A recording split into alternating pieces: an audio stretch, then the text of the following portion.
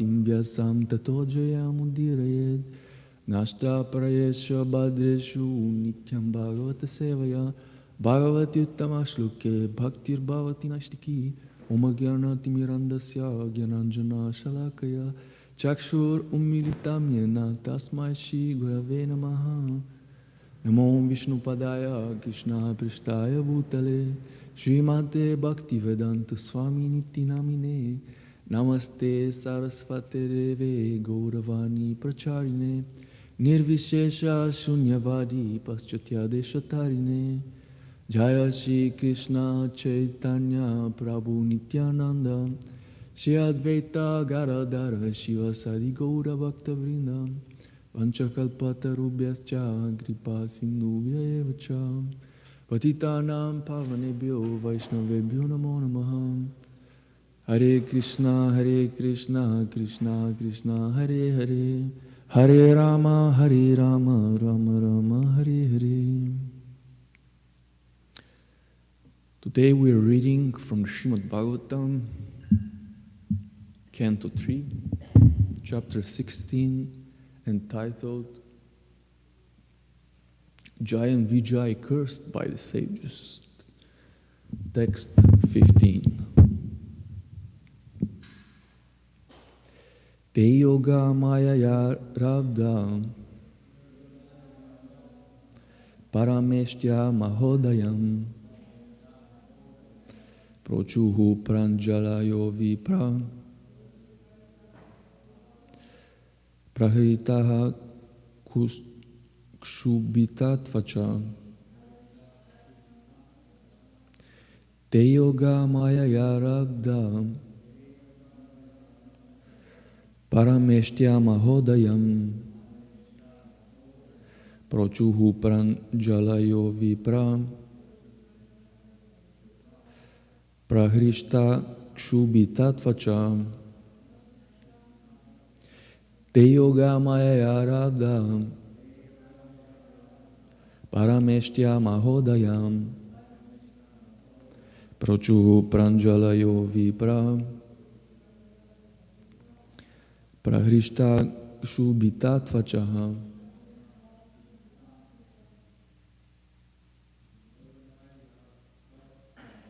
Eva maya rabdam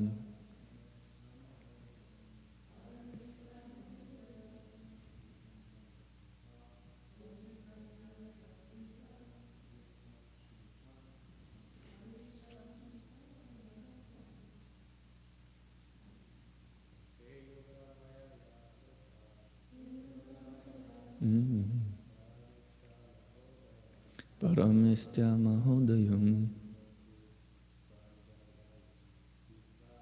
prochuhu pranjalayo vipra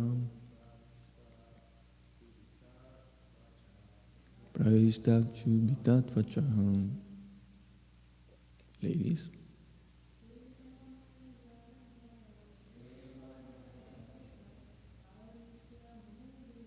Paramestya mahodayam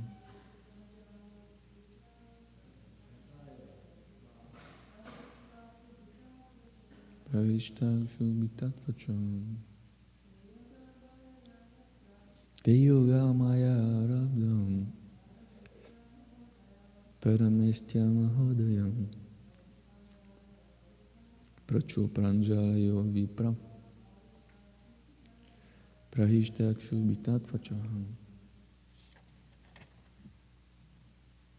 Te, those, yoga maya, through his internal potency, Arabdha had been revealed. Parameshtya, of the Supreme Personality of Godhead. Mahaudayam, multi-glorious. Prochuhu, spoke. Pranjalayaha, with folded hands. Vipraha, the four brahmanas. Prahrishtaha, extremely delighted. Shubhitatvachaha, hair standing on an end. Translation and purport by Srila Prabhupada Ki Jai. The four Brahmana sages were nevertheless extremely delighted to behold him, and they experienced a thrill throughout their bodies. They then spoke as follows to the Lord, who had revealed the multi-glories of the Supreme Personality through his internal potency.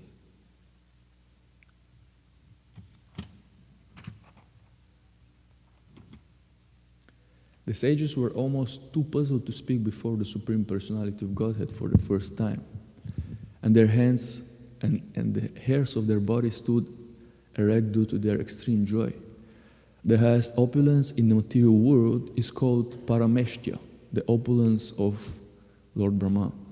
But that material world cannot compare to the opulence of the Supreme Lord, because the transcendental opulence in the spiritual world is caused by yoga maya. Whereas the opulence in the material world is caused by Mahamaya. Translation once again. The four Brahmana sages were nevertheless extremely delighted to behold him, and they experienced a thrill throughout their bodies. They then spoke as follows to the Lord, who had revealed the multi-glories of the Supreme Personality through his internal potency, Yogamaya.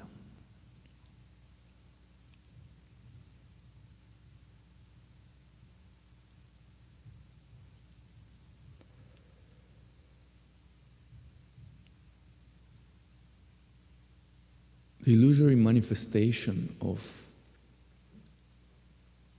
the material world, or Mahamaya, is the manifestation of the internal energy of Krishna, but it is covering the living entities in a dark illusion. We know that this world is completely dark, and if it wasn't for the sun, it would be complete pitch black darkness. And in the same way, all the living entities are born into pitch black ignorance. Even the human beings, who are the most intelligent living entities, when we are born, we know nothing about ourselves. We don't understand anything about the world around us. We're completely vulnerable to all the dangers. Not that now we aren't, but still, when somebody is a child, he's very, very vulnerable. And if one doesn't get the proper education, he just remains wild. Just like there are many cases in human history where Pharaoh children have been raised by animals, and in this way they became animalistic. A girl raised by wolves, and a boy raised by monkeys. So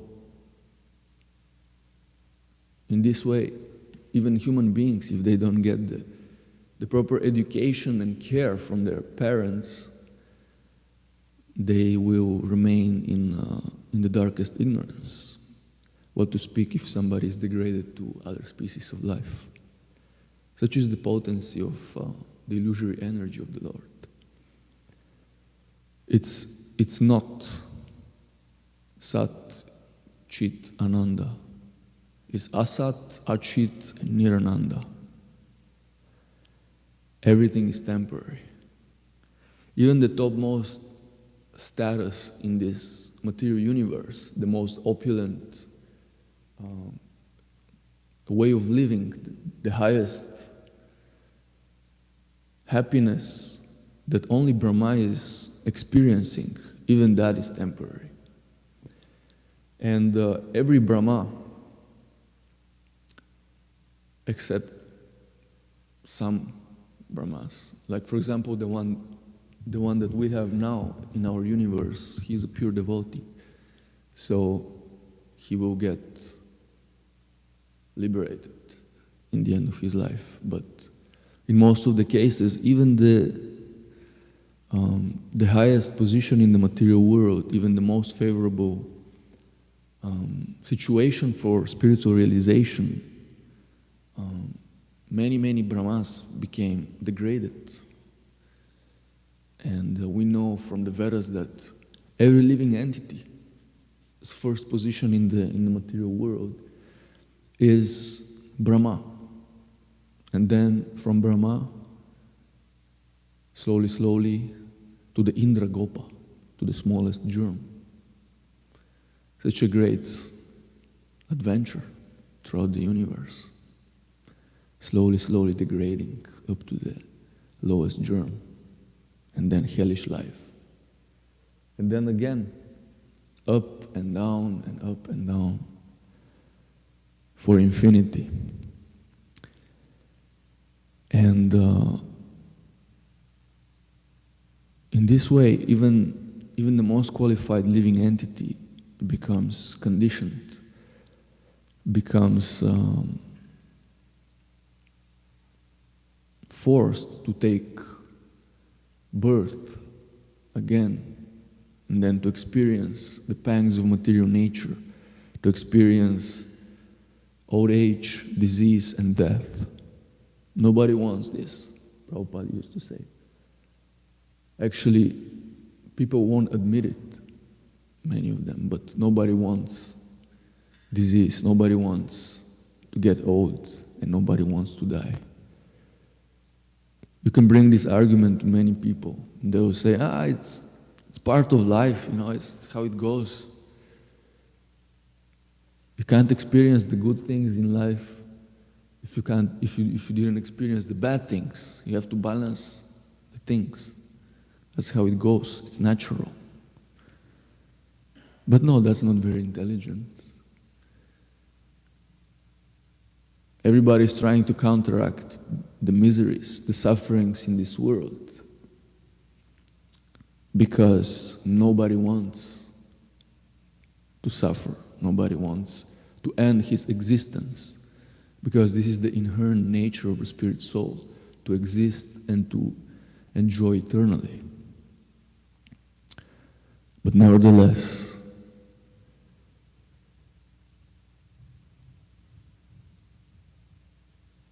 Abrama bhuvanaloka punaravartinorjuna mama upetyate kaunteya punarjanmana vidyate.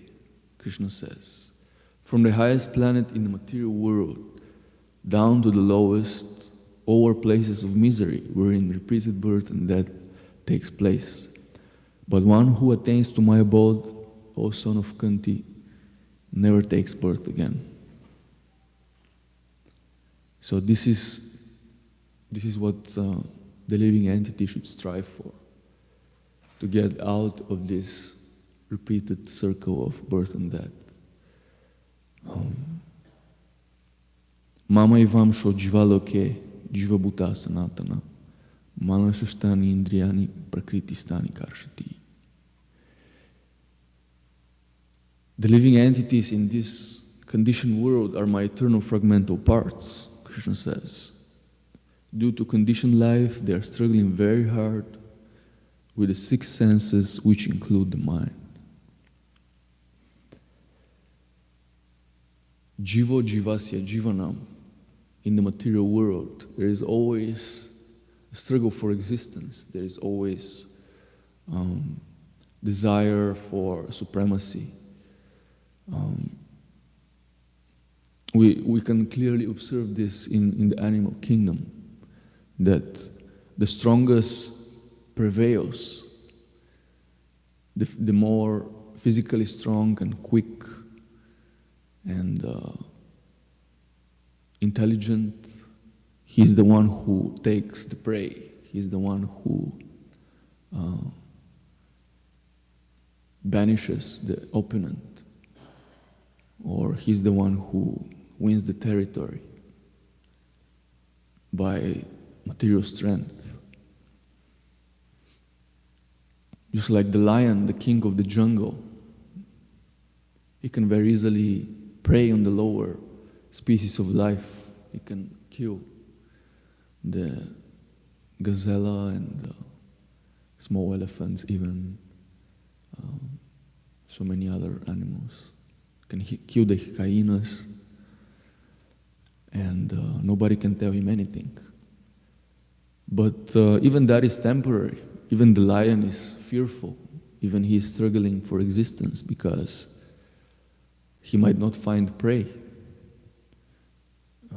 during the day, or the prey might escape. And if he's alone, he might be overwhelmed by the numbers of other smaller animals. So even the great lion, the king of the jungle, even he can be killed by other animals. and even by his own kin. When the big alpha male of the pride, when he starts becoming old with time, then the younger the younger lions, they will try to get the position. They will try to kill him. So in the same way, in this human society also, same law is there. People are trying to secure a better position. They're trying to control others. They're trying to exploit material nature in so many ways. Everybody's trying to be God, but that doesn't happen because one cannot be God if he is not God at the present moment. He cannot. It's not something to be learned. It's not something to be achieved. That's the definition of God. And in this way, all the living entities become illusion. Even the human beings who get caught by the last snare of Maya, the Mayavaris who are trying to get liberation and who are defying the authority of the Supreme Lord. They get covered by Maya, by the two potencies of the illusory energy, Prakashanatmika and Avaranatmika potencies. Have you ever seen in the movies, sometimes like these gangster movies, for example, there is the guy who is innocently doing his own things in his daily life, and then the mafia guy comes behind him. He puts cloth bag or something, some type of bag on his head. He wraps it up, he pulls him down. And then they drive him in the car somewhere outside the city and beat him up to death, maybe sometimes. So in the same way, Maya is acting. Puts you the cloth on your head, completely covers the consciousness, and pulls you down into the material pool and beats you up like there is no tomorrow. And this happens constantly. We can see it in our daily lives. Around us, it can happen to us also. Therefore, I wanted to expand on this topic, which is very pivotal in the life of the devotee. In the previous lectures, the devotees, they were also speaking about the offensive behavior that is very detrimental for spiritual life, let alone being offensive to other Vaishnavas, but also being negligent in the service of the Lord by committing seva aparada also. That is also not good and can lead to unnecessary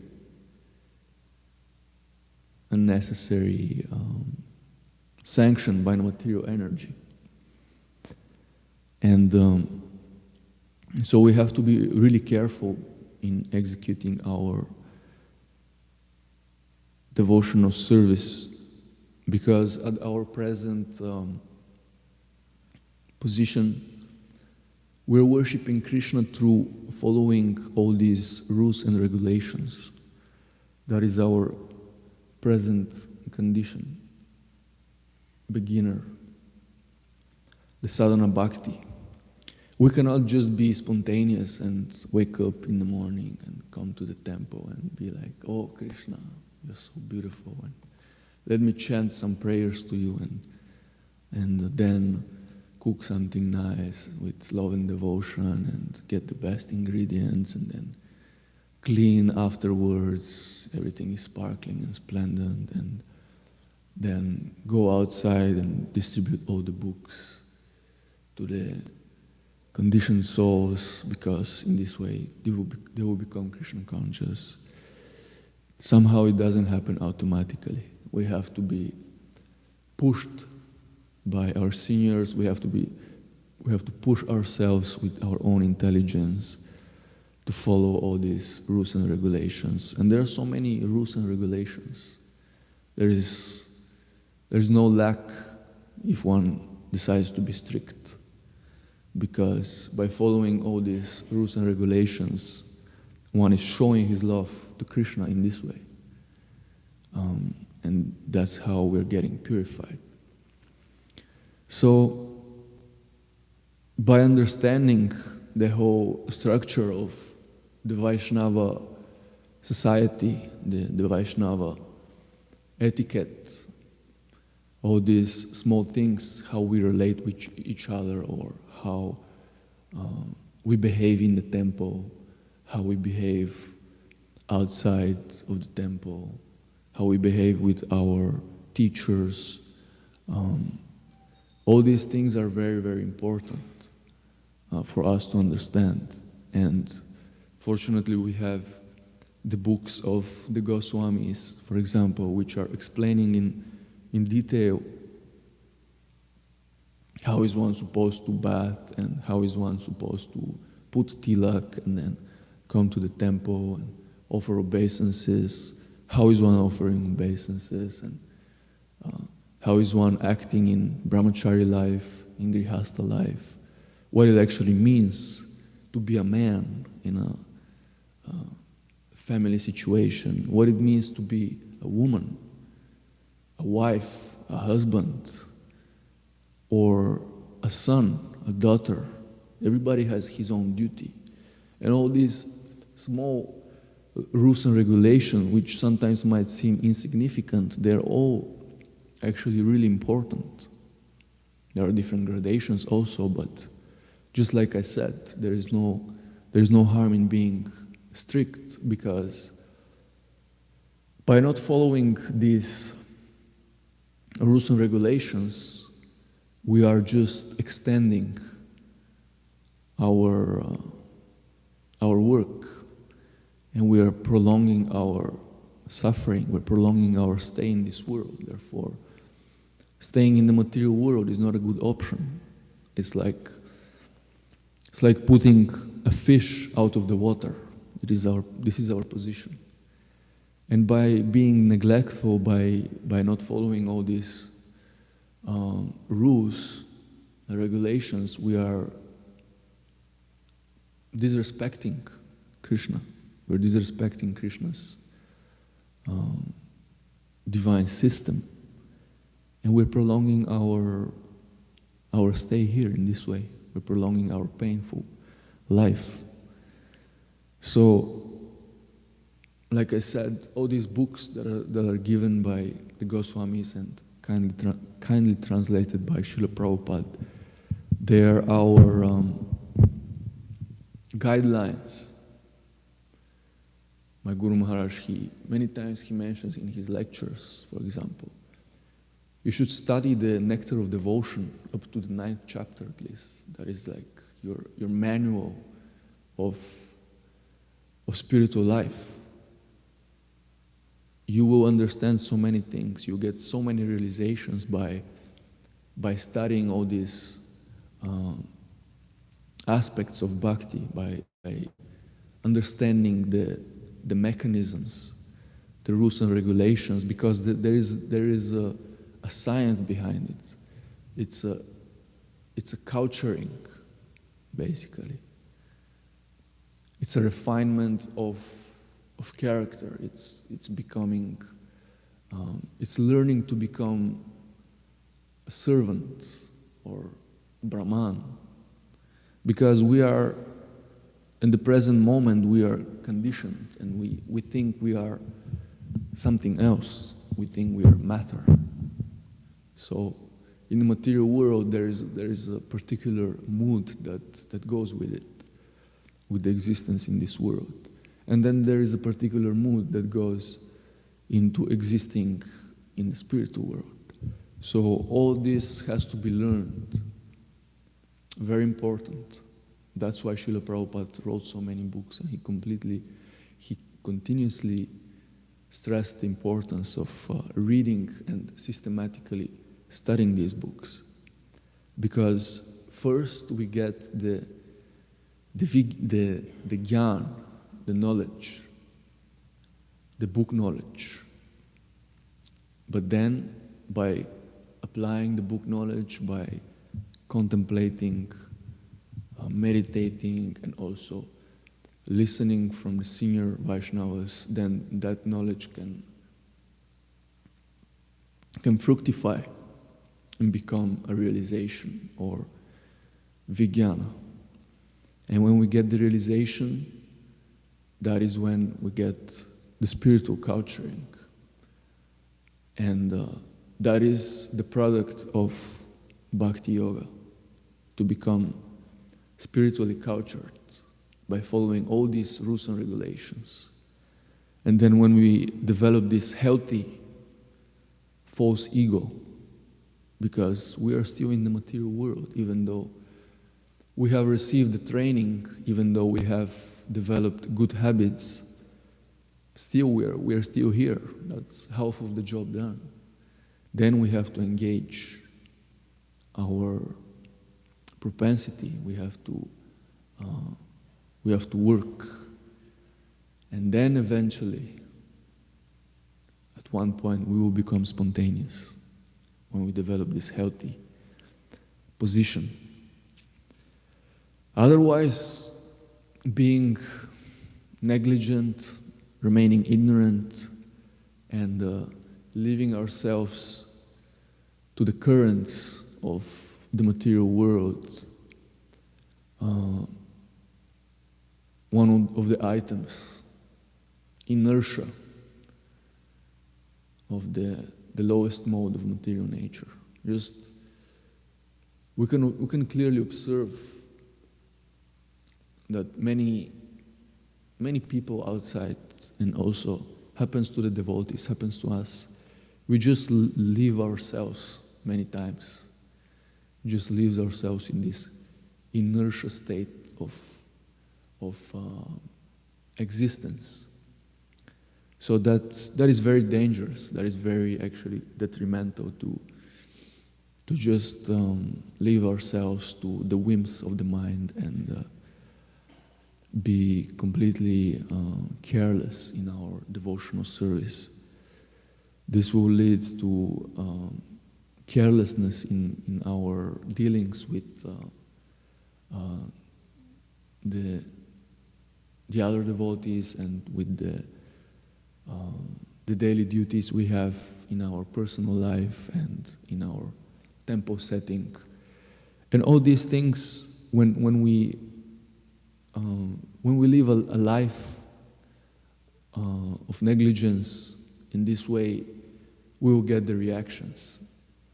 Because as I was saying, Krishna doesn't like when his devotees are acting in this way for some reason. He's very merciful. He's very forgiving. But when a devotee is particularly offensive to some of his devotees, that he doesn't tolerate. And even if somebody is offensive in his devotional service, if one is committing many offenses due to negligence in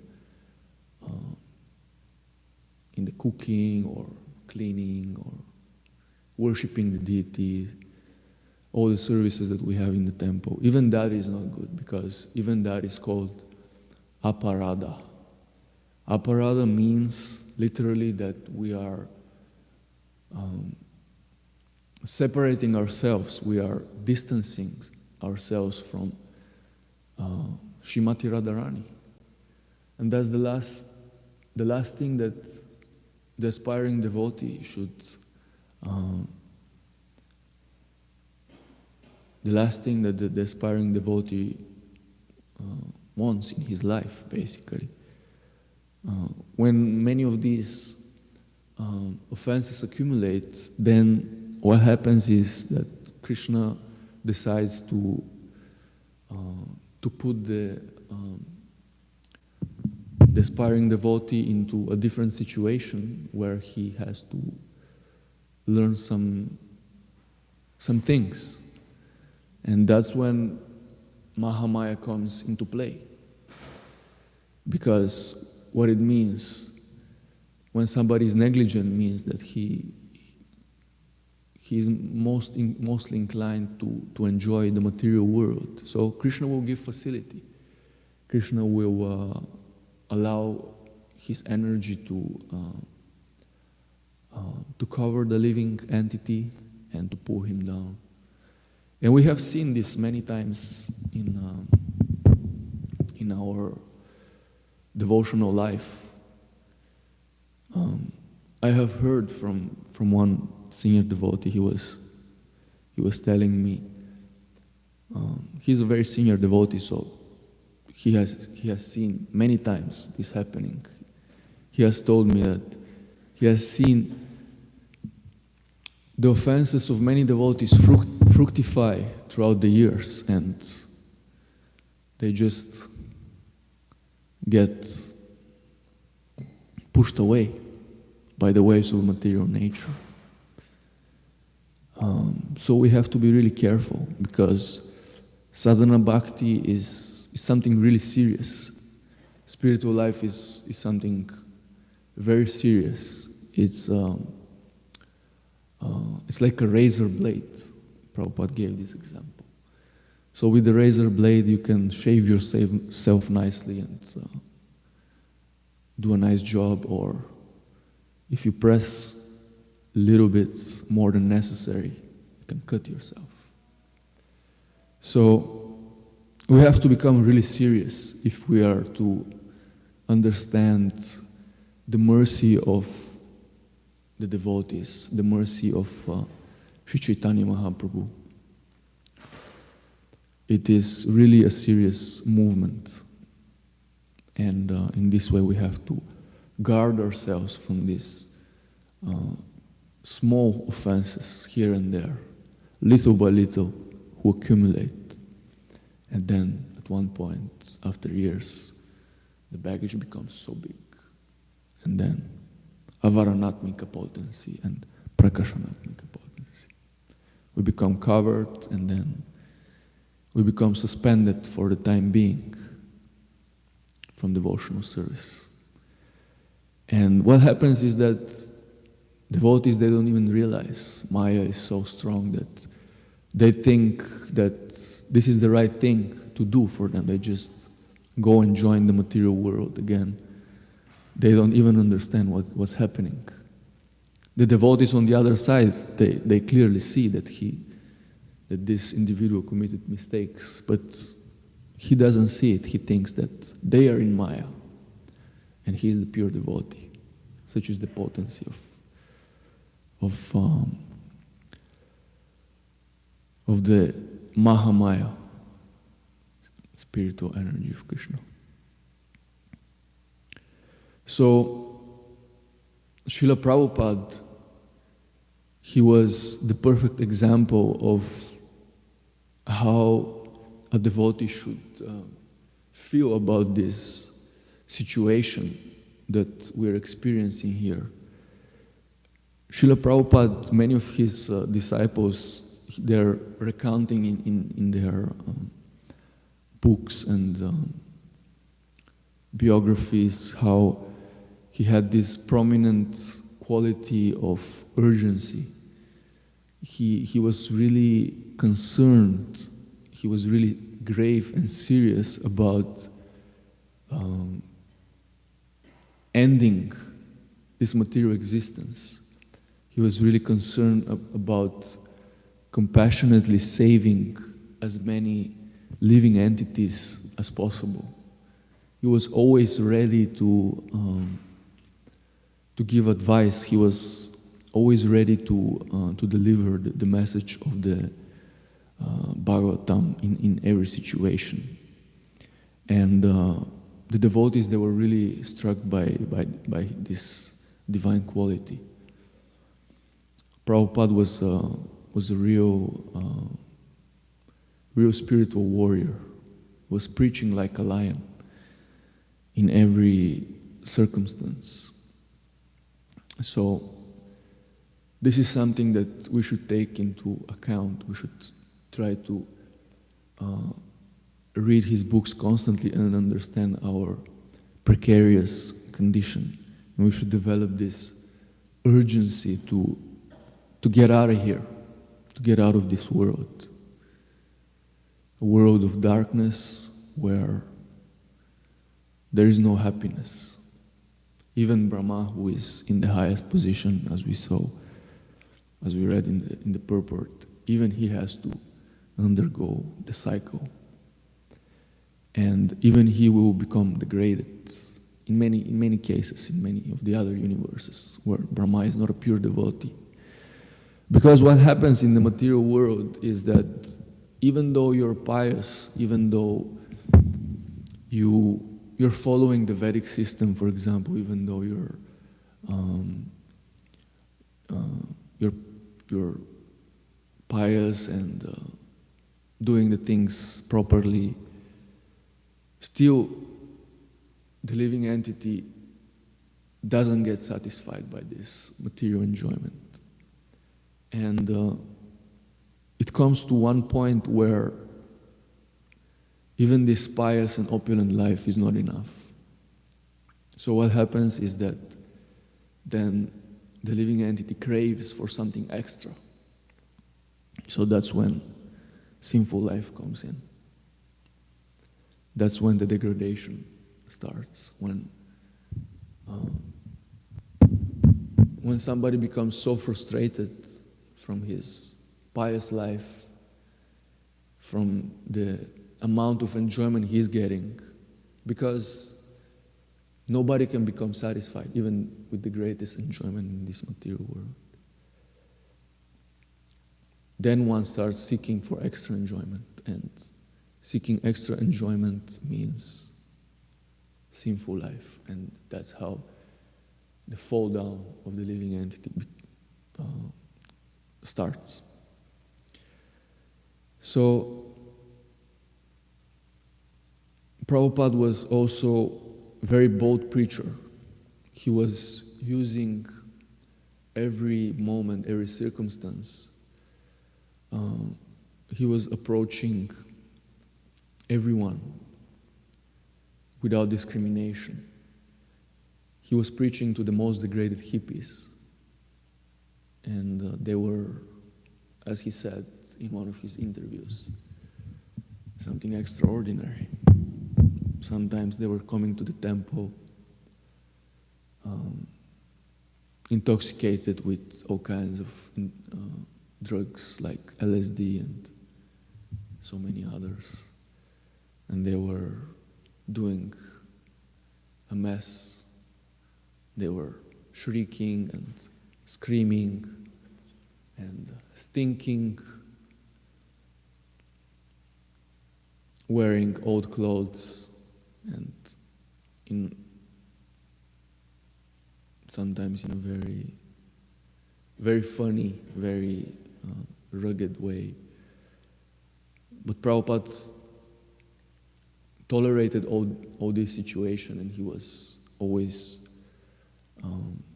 lovingly trying to deliver the message even to completely unqualified individuals. And even amidst the raw conditions of the Western world, even amidst the winter, the cold temperatures, and the unfavorable climate for his own body, he was continuously preaching in every situation.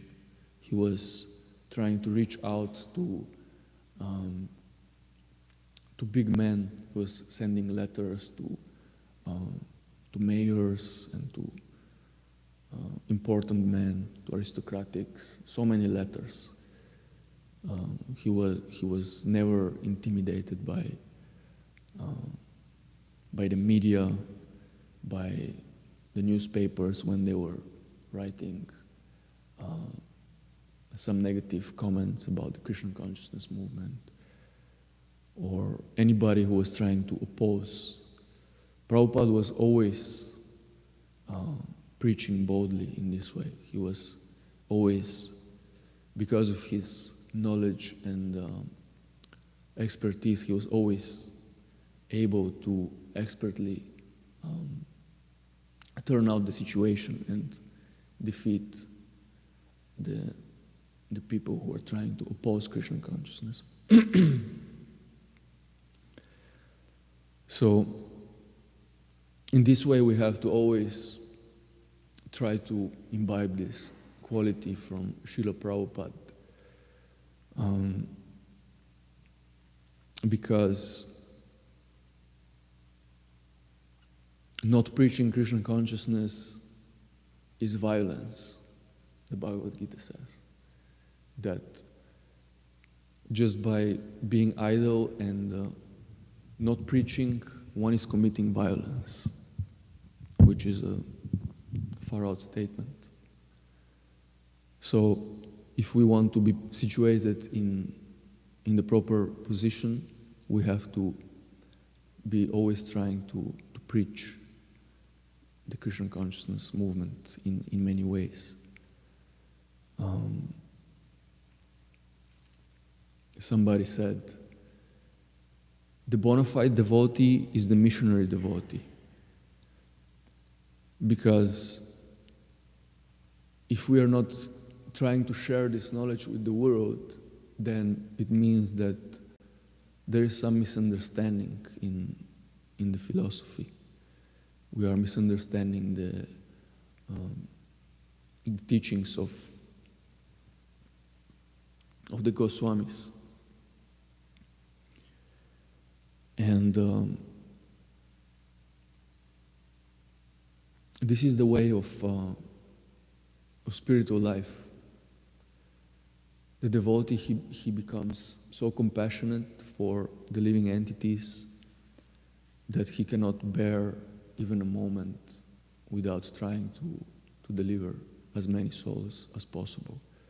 Just like Prabhupada, he was having this mood, and he gave us this perfect example. So we as his followers, we have to always try to endeavor for achieving this also. We have to try to become instruments, the perfect instruments in the hand of Srila Prabhupada, and become preachers. Somebody will become a big preacher, somebody might not become a big preacher, but everybody can make a contribution, either directly or indirectly, to the Krishna consciousness movement. And that is the essence of our philosophy. That is what it means to be a Vaishnava. Being a Vaishnava doesn't mean that you just chant your rounds and study the books and you just live your own life in your own house and then you go back to Godhead and that's it. That's not what exactly Prabhupada wanted from his disciples and from the disciples of his disciples. He never wanted us to be idle and just to keep this knowledge and this culture for ourselves. He wanted us to distribute it to everybody. And he wanted everybody to imbibe this urgency and this boldness. So for us, of course, it's something that comes gradually. It's a difficult process. It is simple.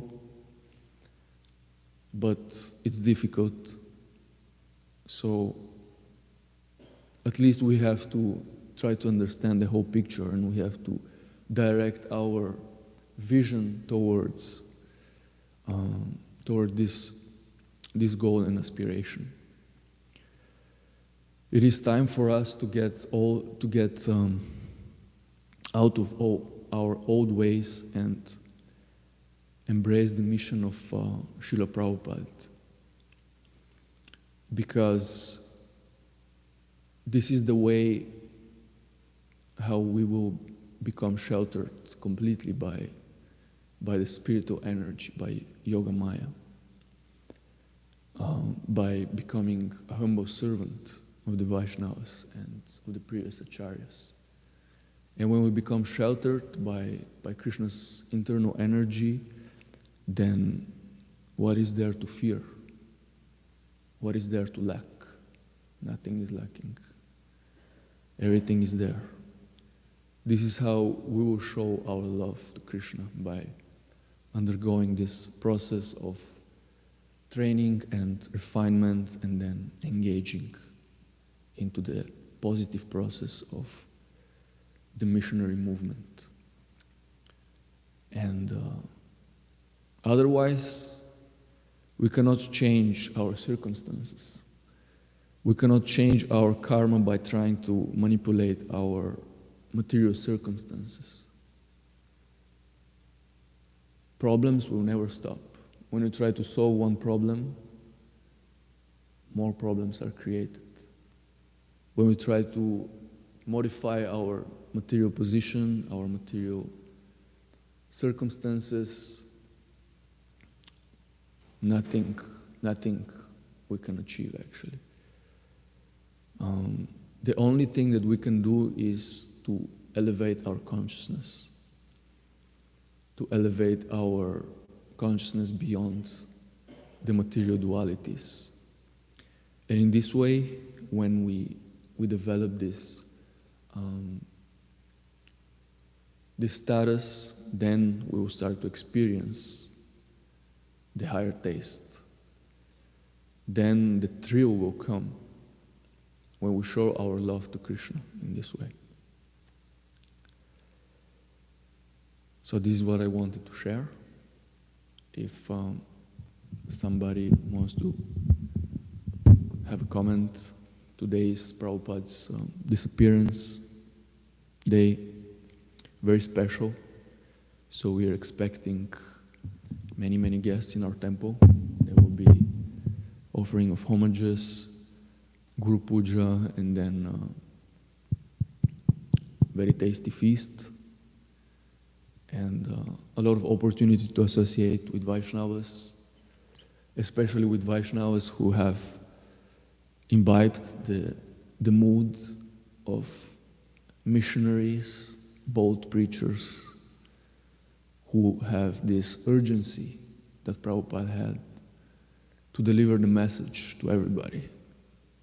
Very, very precious. This is why Srila Prabhupada built all these temples and established the society, for us to get together and cultivate these qualities. Yes, Maharaj. I don't know whether this is coming through. It doesn't sound like it. Anyway, let me give you this one. Why not?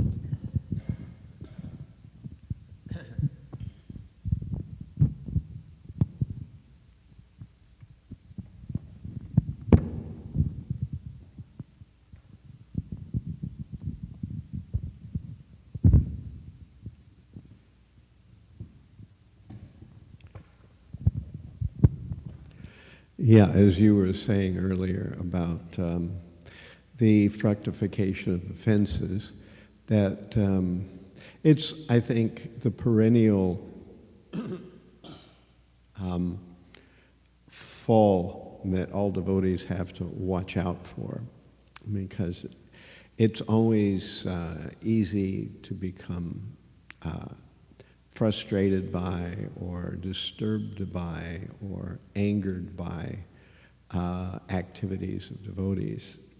And if we allow ourselves to dwell on that, and we allow ourselves to become hardened towards devotees, then, as you were saying, Krishna drops us out the back door. It's just kind of how it's been described, that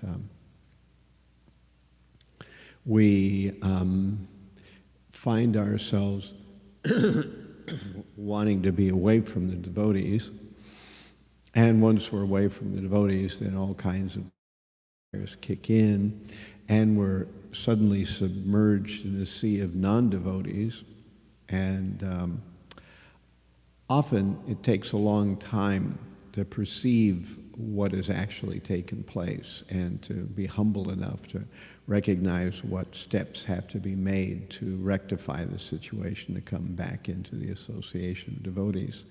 So this is, I think, probably one of the most prominent ways that people leave Krishna consciousness.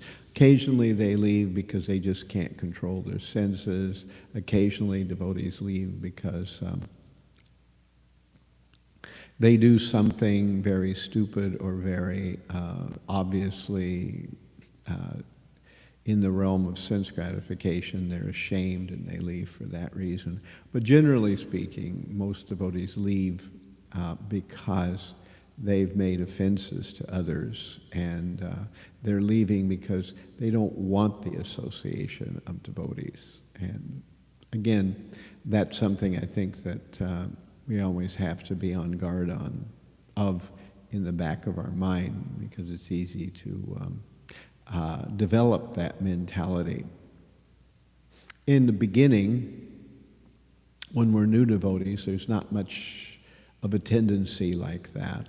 But as you go on in years and you develop seniority and you've been around for a long time, and maybe you have a position or you've had various positions, then it's more and more possible to develop that mentality. And the most difficult thing, of course, is if you have a position where you actually are in charge, or you are dealing with devotees on a general basis. It's always, we find that we do have to correct devotees. It's not like it never happens, and it's not like we don't have to make evaluations that somebody's acting properly and somebody's acting improperly. But what's the wrong mentality is when we dwell on it, and even when we can't make a difference, we continue to think about it. You know, if we recognize somebody's doing something improper, we made an effort to connect with them, they haven't changed or made any amendment, then to continue to think in that way is very bad. Then we have to put it out of our minds and understand that, you know, Krishna will have to deal with it. Of course, if you're the bottom line, you're the temple president, or you're some major organizational figure, then you might have to deal with the devotee by asking them to leave. That's a real situation that can and does happen. But in general, we should understand that just as we are tolerating the various difficulties, idiosyncrasies, quirks, annoying characteristics of other devotees, they are tolerating our quirks, idiosyncrasies, and annoying characteristics. I find it's good to meditate on that, to kind of see it from both sides, and understand that, yes, the devotee may be doing something wrong, may even be possessed of a philosophy that's completely inappropriate or incorrect. But somewhere down the road, Krishna will purify them. I may not be the instrument for that purification, that's all right. But we can continue to understand that just as we are dealing with our issues, others are also dealing with their issues. Anyone else? One second. Let me flip this cord around.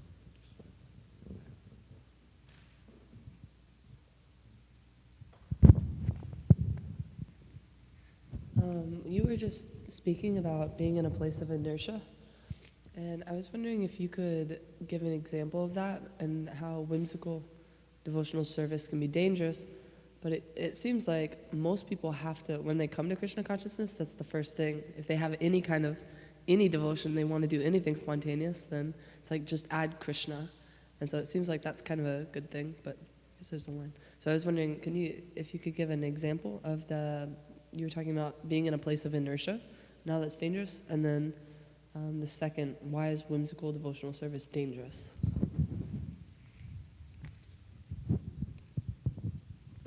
Okay, first one. So, what I was referring is that Krishna describes in the Bhagavad Gita the qualities of tamogun, that one becomes conditioned by illusion, he becomes lazy, procrastination, intoxication, all these things we know, they belong to the quality of tamas. So inertia means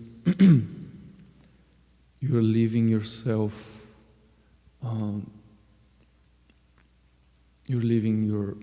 yourself to the whimsical desires of the mind, which are, in most of the cases, not good.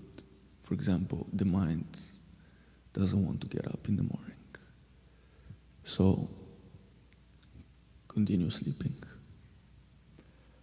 The mind doesn't want to go out to distribute books, so just stay in the temple and watch YouTube videos or whatever else that is, not devotional service.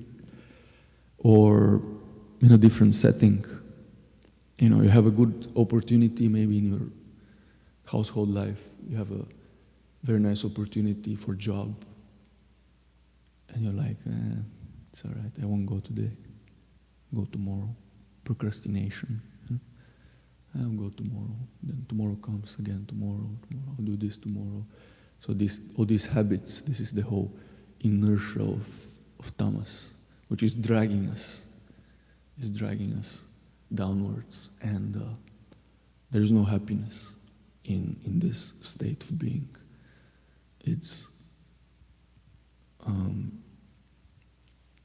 miserable in the beginning and it's miserable in the end. It's constant struggle. And what do we have to do? We just have to associate with the higher modes, because rajas is better. So what happens is sometimes, what one gets so frustrated from being in this condition for such a long period, so much pain, that he's like, okay, I'm gonna do something about it. And then rajas kicks in, clean your room and, go out and try to look for new friends, or, try to start a new project, whatever, so rajas comes up. And then rajas can be directed upwards, can become sattva. But what happens most of the cases for the normal people, they just go back again in tamas. They go tamas, rajas, tamas, rajas. So I don't know if this is answering your first question. This is what it means. And for us devotees, we also get influenced by tamas and neglecting our duties and procrastinating really bad. Especially when you're in a big temple setting like this, and if you have 3 people who procrastinated their cleaning of the kitchen, for example, it was just a little bit, I'll do it later, no problem. Then you have 3-4 people, and then the kitchen is a mess, So that's how it becomes like a contribution of many people, and you see a big mess, and then it's like, whew. And then the second thing that you asked, what was it? Well, what is your understanding of whimsical devotional service? Oh, yes. Yes. We will get some credit for it because it's still devotional service, but it's a lower type of platform because it might not be sanctioned by our our fellow senior devotees, our Shiksha gurus, and even our Diksha guru. If it's not sanctioned, then it doesn't carry the same potency. Ultimately, that's what bhakti means, that you're giving up your independence, and the ultimate, the epitome of being completely, fully dependent on Krishna is to be fully dependent on the whims and desires of another Vaishnava. Most of the cases, our spiritual master. Otherwise, what happens is that if we don't develop this mood of surrender and getting our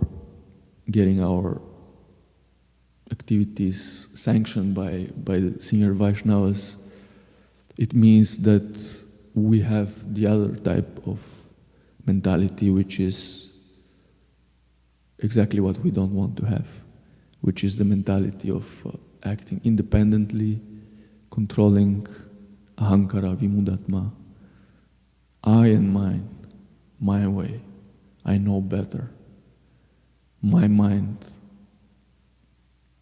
my intelligent thoughts, Who the hell does he thinks he is?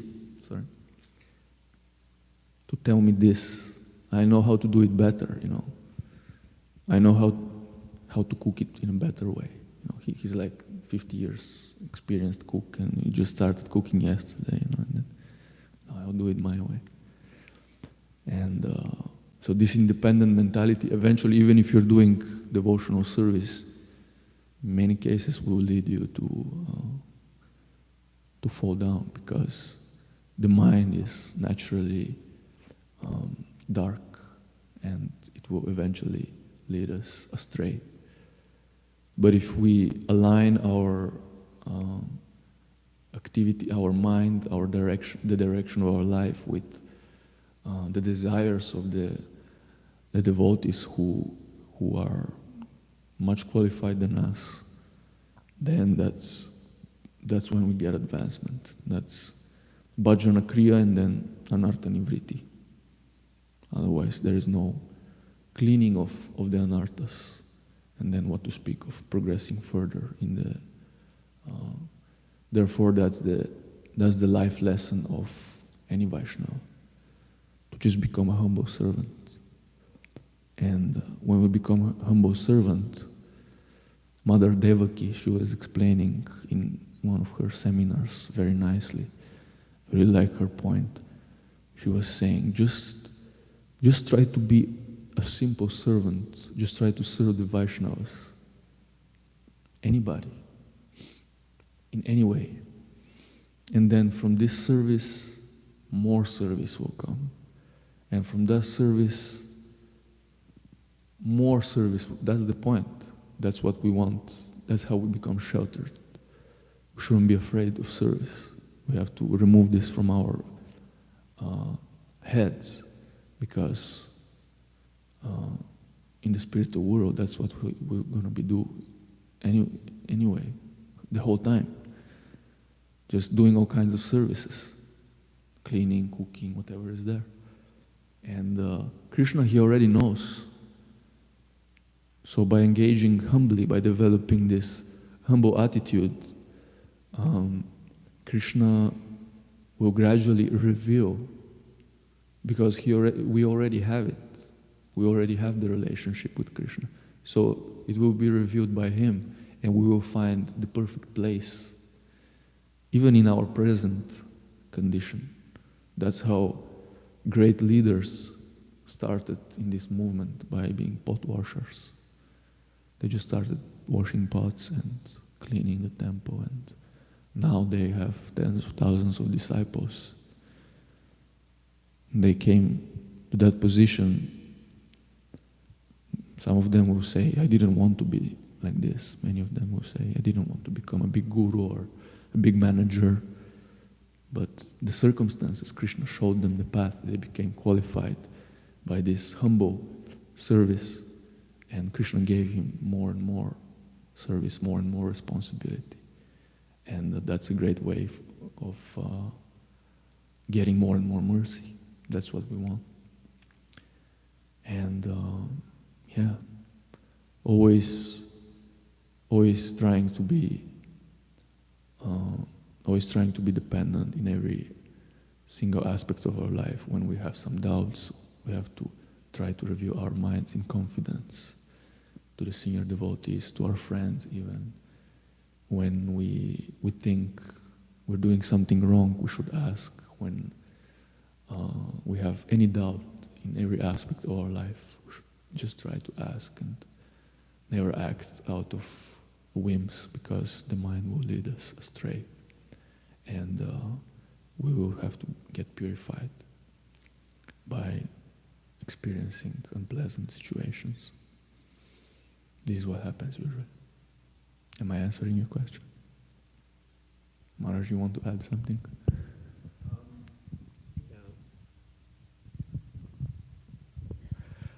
I think in general that we should be open to trying to work with the organization or the devotees that we happen to be combined with in whatever temple or whatever setting it is, but that doesn't necessarily rule out the idea of trying to find one's own way of serving Krishna, adding to in some way or another.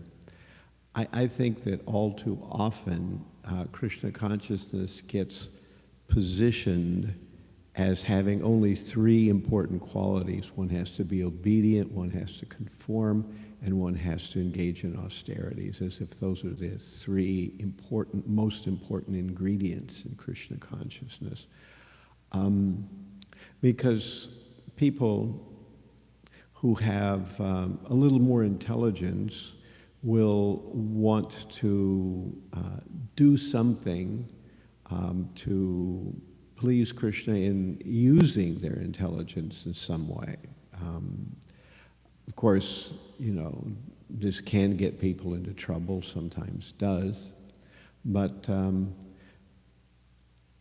there's also something to be said for people who only do exactly what they're asked to do, never more, never less, because that can become very, superficial.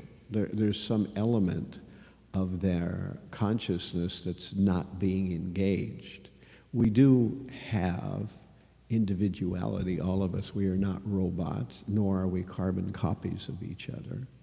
And devotees will, to some extent, find their own direction to Krishna. Some will naturally gravitate maybe to being a pujari, some to being a manager, some to being a teacher, some to being an organizer of some sort or another. And these are very different roles, and what's required of you is very different in these different activities. And a person will have a mental tendency to want to gravitate toward one of these kind of, we could call them sub-occupations within Krishna consciousness.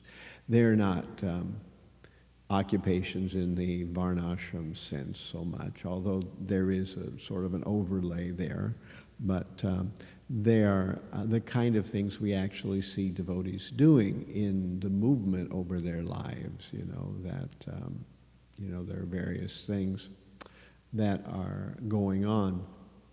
So that's why I just want to bring up the other side of it, that it isn't just austerity, obedience, and conformity. Certainly that aspect, those things are not unimportant. They're not against Krishna consciousness. But when those are the only ideas or the only qualities that are eulogized, then Krishna consciousness can start to become kind of a mental prison for people, So that's why I just mentioned the other side. Yeah, just like in the beginning of ISKCON, everybody was basically pushed to do more or less. They need a healthy dose of conformity, austerity, and obedience.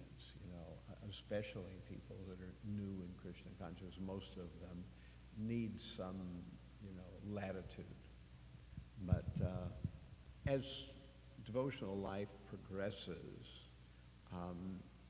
each one of us will develop their own sense of how I will come to a deeper level of Krishna consciousness, as I say, with some minor variation of some occupational activity.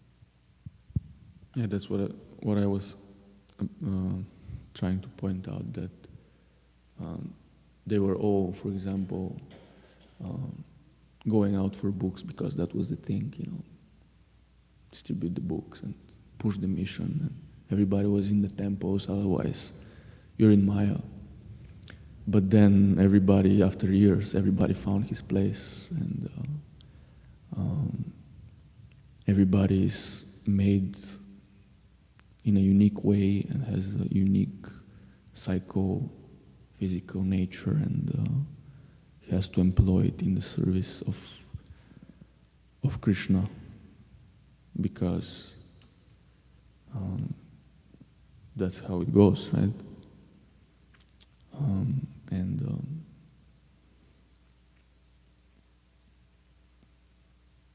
Yeah.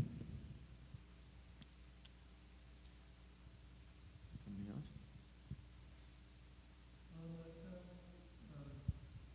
Basically, we talked about people doing homages to Srila Prabhupada in class. So I'm waiting for that to happen. Otherwise,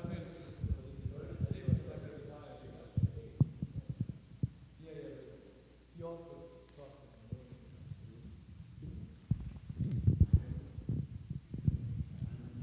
Wait, were you there for the announcement? No. Oh, yeah. That's, yeah. You said that there would be homages in the morning, too. Yeah, because there's such a short period of time there in the evening. Because there's that arti at 7:21, right? The Damodar House and the Pushpanjali. And then they have like practically notes. Okay, so they asked me to be the MC for the evening. Yeah. He's got an addition. He has homages in the morning. And I was just, Really? yeah. Okay. Would you like to say a few things? And maybe just Well, those of us that are here could say I have a the few things. Vyasa Puja offering that I was planning to read, but I don't have that with me because I have no idea that would be part of the morning program. Yeah, do you have anything in addition to what you're going to read tonight?